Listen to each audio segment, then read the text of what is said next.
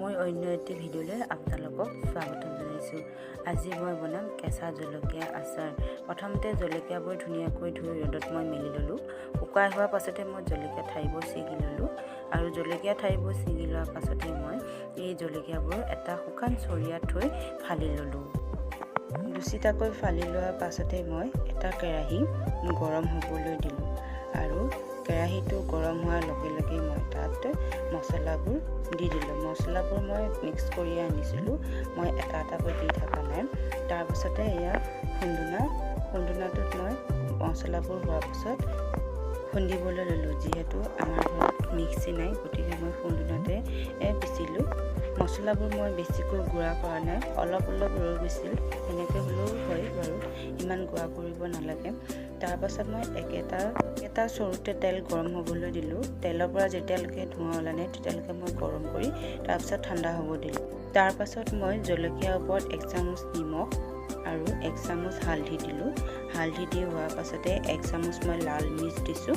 লাল মিৰ্চটো দি হোৱাৰ পাছতে মই খুন্দি থোৱা মছলাটো দি দিছোঁ।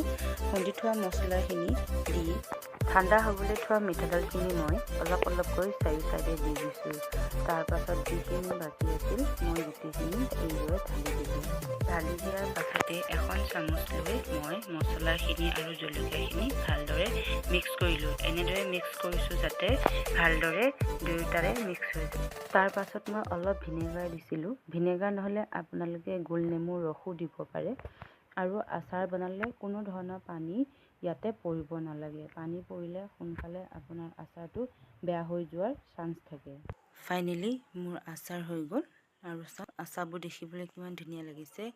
এইটো আচাৰ ৰ'দত নিদিলেও হয়। হৈ যোৱা আচাৰখিনি এতিয়া মই বৈয়ামত ভৰাম আৰু মই বৈয়ামটো ধুই থৈ ৰ'দত ধুনীয়াকৈ শুকাই ল'লোঁ। শুকাই লোৱাৰ পাছত এতিয়া মই হাত ব্যৱহাৰ কৰা নাই, ইয়াত চামুচেৰে ভৰাই যাম আচাৰখিনি। চামুচেৰে মই এপিচ এপিচকৈ ভৰাইছোঁ, ইমান উৎপাত কৰা নাই যিহেতু জলকীয়া আচাৰ, এপিচ এপিচকৈ ভৰাইছোঁ আৰু পৰিলে মনটো বেয়া লাগি যাব নহয়, যিহেতু ইমান কষ্ট কৰি বনাইছোঁ।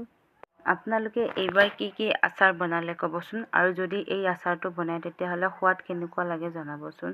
মোৰ বাৰু খাই বহুত ভাল লাগিছে দেই, মই পাছত খাই চালোঁ। এয়া মোৰ বৈয়ামত ভৰোৱা হৈ গ'ল। বাকী মই অলপ বেলেগ এটা বৈয়ামত ভৰাই দিছোঁ খাবলৈ কাৰণে এক্সট্ৰাকৈ। আজিলৈ ইমানতে ভিডিঅ'টো সামৰিলোঁ। ভিডিঅ'টো যদি ভাল পাইছে তেতিয়াহ'লে লাইক, কমেণ্ট, শ্বেয়াৰ কৰি দিব।